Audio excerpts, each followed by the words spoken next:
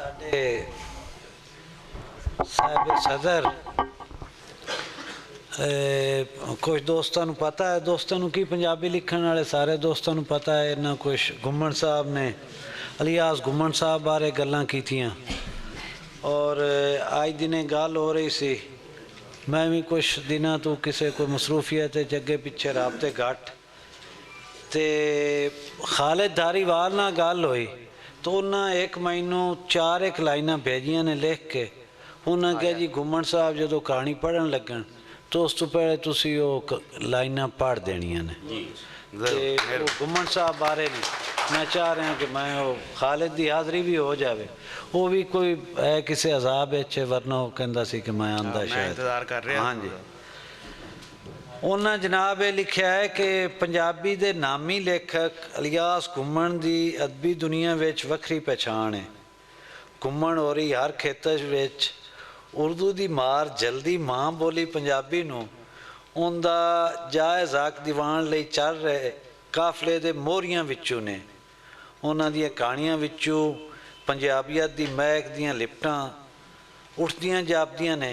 पंजाबी अदब पेंडू जीवन नूं ठेठ बोली विच उन्हां पूरी हुनरमंदी नाल बयान कीता है। हुण तक उन्हां दी कई कहानी परागे छप चुके ने। ये जनाब खालिद फराद धारीवाल का भेजो एक पैरा मैं पढ़ दिता। सलीम शहजाद साहब साडे बहुत बड़े शायर दानश्वर आए ने, उन्होंने मैं रहमत देना चाहना कि अगे आ जाए। जनाब सलीम शहजाद साहब बहावल नगर तो फलूता दे खालिद।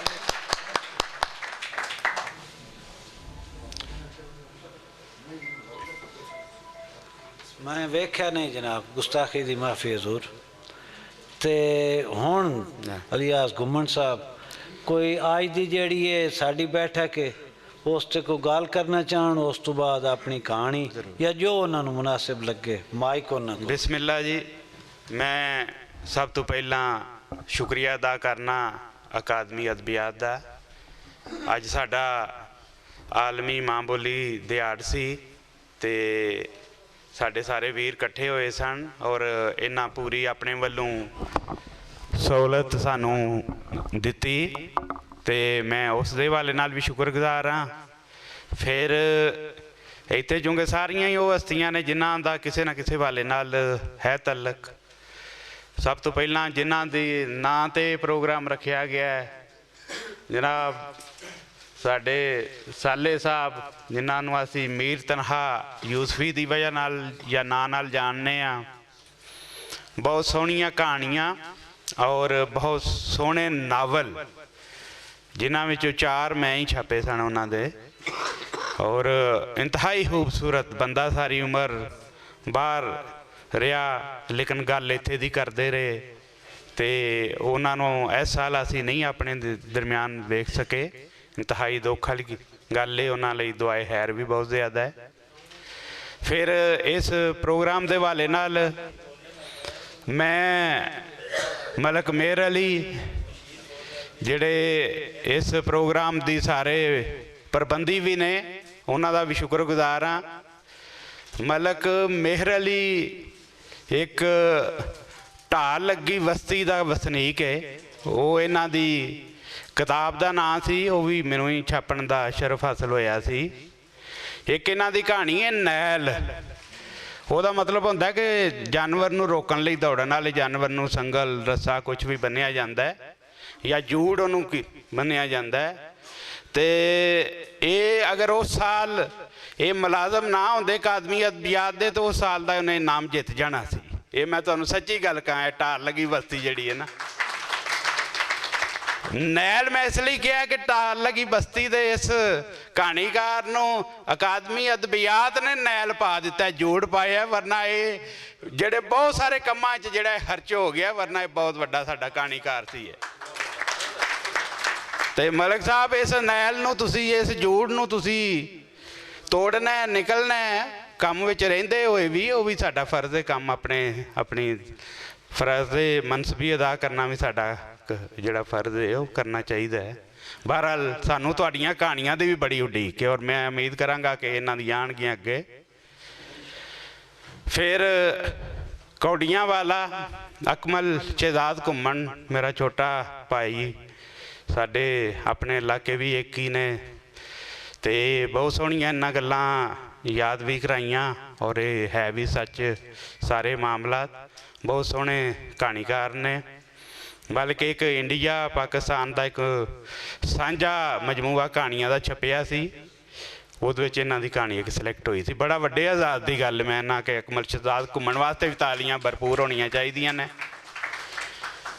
ਫਿਰ ਸਾਡੇ ਮੁਹਤਰਮ ਸ਼ਾਹਦ ਸ਼ਦਾਈ ਸਾਹਿਬ ਮੇਰੇ ਸੱਜੇ ਹੱਥ ਬੈਠੇ ਨੇ, ਬਹੁਤ ਵੱਡਾ ਅਦਬ ਦਾ ਨਾਂ ਹੈ ਸ਼ਾਹਦ ਸ਼ਦਾਈ, ਔਰ ਸਾਨੂੰ ਇਹਨਾਂ ਦੀ ਖੁਸ਼ੀ ਹੈ ਕਿ ਨੀਂਦਰ ਮਗਰੋਂ ਨਾਵਲ ਲੈ ਕੇ ਪੰਜਾਬੀ ਵਿੱਚ ਆਏ ਸਨ। ਮੈਂ ਇਸੇ ਤਰ੍ਹਾਂ ਹੀ ਇਸ ਪ੍ਰੋਗਰਾਮ ਦੀ ਸਦਾਰਤ ਕਰਨ ਦਾ ਸ਼ਰਫ ਹਾਸਲ ਹੋਇਆ ਸੀ। ਪਿੱਛੇ ਅਬਦੁਲ ਹਫੀਜ਼ ਬੈਠਾ ਹੈ, ਉਹ ਵੀ ਬੜਾ ਆਰੀ ਸਾਡਾ ਪੰਜਾਬੀ ਦਾ ਵਰਕਰ ਹੈ, ਕੋਈ 10-15 ਸਾਲ ਸਾਡੇ ਨਾਲ ਉਹਨੇ ਕੰਮ ਕੀਤਾ ਹੈ। ਫਿਰ ਅੱਜ ਕੱਲ੍ਹ ਸ਼ਾਹਿਦ ਸ਼ਦਾਈ ਸਾਹਿਬ ਤੇ ਉਹ ਇੱਕ ਅਦਾਰਾ ਚਲਾ ਰਹੇ ਨੇ, ਤੇ ਇਹ ਸ਼ਾਹਿਦ ਸ਼ਦਾਈ ਜੇ ਬੰਦੇ ਜਿਹੜੇ ਉਰਦੂ ਦਾ ਵੀ ਬਹੁਤ ਵੱਡਾ ਨਾਂ ਨੇ, ਇਹੋ ਜਿਹੇ ਬੰਦੇ ਅਗਰ ਪੰਜਾਬੀ ਵਿੱਚ ਆਉਣਗੇ ਤੇ ਪੰਜਾਬੀ ਤੇ ਹੀ ਇਹ ਬੜੇ ਮਾਣ ਵਾਲੀ ਗੱਲ ਹੋਵੇਗੀ। ਫਿਰ ਜਿਵੇਂ ਇਹਨਾਂ ਦਾ ਨਾਵਲ ਜਿਹੜਾ ਨੀਂਦਰ ਮਗਰੋਂ ਸੀ, ਉਹ ਇੱਕ ਐਸੀ ਦਾਸਤਾਨ ਸੁਣਾਉਂਦਾ ਹੈ ਜਿਹੜੀ ਕੋਈ 10-15 ਜਾਂ 5000 ਜਾਂ 4000 ਜਾਂ 3000 ਸਾਲ ਪੁਰਾਣੇ ਪੰਜਾਬ ਦੀ ਹੈ। ਤੇ ਤੁਸੀਂ ਇਹ ਵੀ ਵੇਖਿਆ ਹੋਣਾ ਕਿ ਅੱਜ ਵੀ ਜਿਹੜੀ ਇਹਨਾਂ ਕਹਾਣੀ ਸੁਣਾਈ ਹੈ, ਦੋ ਵੇਲਿਆਂ ਨੂੰ ਇਹਨਾਂ ਮਿਲਾ ਦਿੱਤਾ ਹੈ। ਉਹ ਹੀਰੋਇਨ ਜਿਹੜੀ ਉਹਦਾ ਨਾਂ, ਉਹ 3-4000 ਜਾਂ 5000 ਸਾਲ ਪੁਰਾਣੀ ਪੰਜਾਬ ਦੀ ਰਹਿਤਲ ਵਿੱਚੋਂ ਨਿਕਲਦਾ ਹੈ ਨਾ। ਤੇ ਮੈਂ ਖਸੂਸੀ ਤੌਰ ਤੇ ਵਧਾਈ ਦੇਣਾ ਆਪਣੇ ਇਸ ਸੀਨੀਅਰ ਤਰੀਨ ਕਹਾਣੀਕਾਰ ਨੂੰ ਕਿ ਇੱਕ ਇੰਤਹਾਈ ਖੂਬਸੂਰਤ ਅੰਦਾਜ਼ ਲੈ ਕੇ ਆਏ ਨੇ ਪੰਜਾਬੀ ਦੇ ਵਿੱਚ, ਜਿਹੜਾ ਕਿ ਬਹੁਤ ਘੱਟ ਸਾਡੇ ਪੰਜਾਬੀ ਦੇ ਕਹਾਣੀਕਾਰਾਂ ਵਿੱਚ ਘੱਟ ਮਿਲਿਆ ਮੈਨੂੰ। ਅਲਬੱਤਾ ਉਰਦੂ ਅੰਗਰੇਜ਼ੀ ਵਿੱਚ ਹੈ ਸਟਾਈਲ, ਲੇਕਿਨ ਇਹ ਪੰਜਾਬੀ ਦੀ ਇੱਕ ਕਹਿ ਲਓ ਕਿ ਇੱਕ ਨਵੀਂ ਬਹਾਰ ਲੈ ਕੇ ਆਏ ਨੇ। ਫਿਰ ਡਰਿਆ ਹੋਇਆ ਬੰਦਾ ਹਮੀਦ ਰਾਜ਼ੀ ਨੂੰ ਮੈਂ ਛਾਪਿਆ ਵੀ ਬੜਾ ਹੈ। ਹਮੀਦ ਰਾਜ਼ੀ ਬੜੀ ਸੋਹਣੀ ਗੱਲ ਕਰਨ ਵਾਲਾ ਕਹਾਣੀਕਾਰ ਹੈ, ਤੇ ਮੈਨੂੰ ਲੱਗਦਾ ਕਿ ਅੱਜ ਕੱਲ੍ਹ ਦੇ ਦੌਰ ਦਾ ਹਰ ਬੰਦਾ ਹੀ ਡਰਿਆ ਹੋਇਆ ਬੰਦਾ ਹੈ। ਉਹ ਘਰ ਬੈਠੇ ਵੀ ਉਹਨੂੰ ਸੂਈਆਂ ਅੱਖਾਂ ਵਾਲੇ ਨਜ਼ਰ ਆਉਂਦੇ ਨੇ, ਤੇ ਬਾਹਰ ਦੇ ਹੈ ਹੀ ਨੇ ਸੂਈਆਂ ਅੱਖਾਂ ਵਾਲੇ। ਇੰਤਹਾਈ ਮਲੂਕ ਜਜ਼ਬਿਆਂ ਦਾ ਕਹਾਣੀਕਾਰ। ਫਿਰ ਹਾਲਤ ਦੀ ਗੱਲ ਕੀਤੀ ਹੈ ਜੀ ਤੁਸੀਂ, ਹਾਲਤ ਦੀ ਮੈਨੂੰ ਬੜੀ ਇੰਤਜ਼ਾਰ ਸੀ, ਬੜਾ ਸੋਹਣਾ ਕਹਾਣੀਕਾਰ ਹੈ। ਔਰ ਮੈਂ ਇਹ ਜਿਹੜਾ ਵਾਕਈ ਕਹਾਣੀਕਾਰ ਹੋਵੇ ਉਹਦਾ ਇੰਤਜ਼ਾਰ ਕਰਨਾ, ਇਹ ਸੱਚੀ ਗੱਲ ਹੈ। ਮੈਂ ਆਮ ਤੌਰ 'ਤੇ ਬਹੁਤ ਲੰਮੀ ਕਹਾਣੀ ਲਿਖਣਾ, ਲੇਕਿਨ ਅੱਜ ਮੈਂ ਆਪਣੀ ਸਭ ਤੋਂ ਛੋਟੀ ਕਹਾਣੀ ਜਿਹੜੀ ਹੈ ਉਹ ਬੈਠੇ ਬੈਠੇ ਇੱਥੇ ਹੀ ਉਹਨੂੰ ਕਹਿ ਲਓ ਰੀਰਾਈਟ ਵੀ ਕਰ ਦਿੱਤਾ ਹੈ। ਤੇ ਉਹ ਚੂੰਕਿ ਮਾਂ ਬੋਲੀ ਦਾ ਦਿਹਾੜ ਹੈ ਤੇ ਉਸ ਦੀ ਬੈਕਗਰਾਊਂਡ ਵਿੱਚ ਲਿਖੀ ਗਈ ਹੈ, ਤੇ ਤੁਸੀਂ ਜ਼ਰਾ ਮੈਨੂੰ ਟਾਈਮ ਦੇਣਾ ਖਾਮੋਸ਼ੀ ਨਾਲ।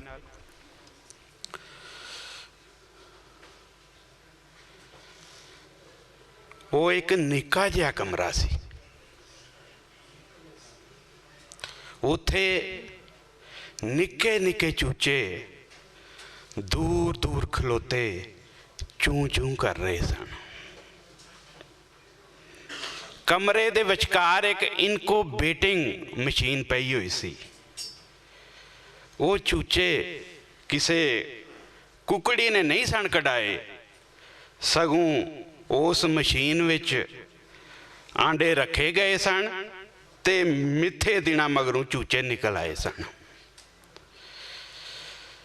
ਅਸਲ ਵਿੱਚ ਉਹਨਾਂ ਦੀ ਮਾਂ ਬਿਮਾਰ ਹੋ ਗਈ ਸੀ ਤੇ ਮਾਲਕ ਨੇ ਨਕਾਰੀ ਸਮਝ ਕੇ ਉਹਨੂੰ ਕਿਧਰੇ ਸੁੱਟ ਦਿੱਤਾ ਸੀ ਅੰਨੇ ਕਮਰੇ 'ਚ। ਉਹਨੂੰ ਡਰ ਸੀ ਹੋਰੇ ਉਹਦੇ ਰੋਗ ਨਾਲ ਦੂਜੇ ਵੀ ਕੁੱਕੜ ਤੇ ਚੂਚੇ ਬਿਮਾਰ ਨਾ ਹੋ ਜਾਣ। ਉਹਨਾਂ ਚੂਚਿਆਂ ਨੂੰ ਬਹੁਤ ਠੰਡ ਲੱਗ ਰਹੀ ਸੀ। ਉਹਨਾਂ ਜਾਲੀ ਵਿੱਚੋਂ ਬਾਹਰ ਵੇਖਿਆ ਕਿ ਦੂਜੇ ਕਮਰਿਆਂ ਵਿੱਚ ਤੇ ਕੁਕੜੀਆਂ ਆਪਣੇ ਚੂਚਿਆਂ ਨੂੰ ਖੰਭਾਂ ਵਿੱਚ ਲੈ ਕੇ ਠੰਡ ਤੋਂ ਬਚਾ ਲਿਆ ਏ। ਚੂੰ ਚੂੰ ਸਾਡੀ ਮਾਂ ਕਿੱਥੇ? ਸਾਨੂੰ ਆਪਣੇ ਖੰਭਾਂ ਵਿੱਚ ਲੈ ਕੇ ਨਿੰਗ ਕਿਉਂ ਨਹੀਂ ਪਹੁੰਚਾ ਰਹੀ? ਉਸ ਚੂੰ ਚੂੰ ਦਾ ਇਹ ਮਤਲਬ ਸੀ। ਉਹ ਇਸੇ ਤਰ੍ਹਾਂ ਹੀ ਚੂੰ ਚੂੰ ਕਰਦੇ ਇੱਕ ਦੂਜੇ ਦੇ ਨੇੜੇ ਆ ਗਏ। ਪਹਿਲਾਂ ਉਹਨਾਂ ਦੀਆਂ ਨਿੱਕੀਆਂ ਨਿੱਕੀਆਂ ਟੋਲੀਆਂ ਬਣ ਗਈਆਂ। ਉਹਨਾਂ ਨੂੰ ਸਹੀ ਹੋਇਆ ਕਿ ਜਦੋਂ ਉਹ ਰਲ ਕੇ ਬਹਿੰਦੇ ਨੇ ਤੇ ਉਹਨਾਂ ਦੇ ਵਜੂਦ ਦੀ ਗਰਮੀ ਠੰਡ ਨੂੰ ਭਜਾ ਦਿੰਦੀ ਹੈ।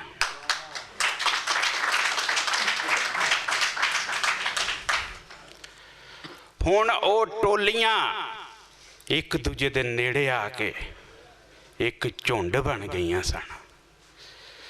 ਉਹਨਾਂ ਨੂੰ ਪਤਾ ਲੱਗਾ ਕਿ ਠੰਡ ਤੇ ਰਹੀ ਨਹੀਂ। ਉਹ ਹੁਣ ਠੰਡ ਦਾ ਭੁੱਲ ਕੇ ਕੁਝ ਹੋਰ ਹੀ ਸੋਚਣ ਲੱਗ ਪਏ ਸਨ। ਸਾਨੂੰ ਮਸ਼ੀਨੀ ਮਾਂ ਕਿਉਂ ਦਿੱਤੀ ਗਈ ਏ? ਸਾਡੀ ਸੱਕੀ ਮਾਂ ਕਿੱਥੇ? ਸਾਡੀ ਸੱਕੀ ਮਾਂ ਕਿੱਥੇ? ਸ਼ੁਕਰੀਆ।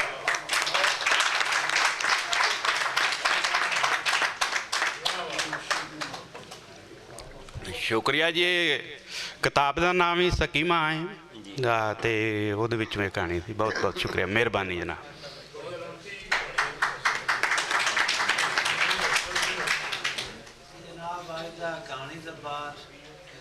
ख़त्म होया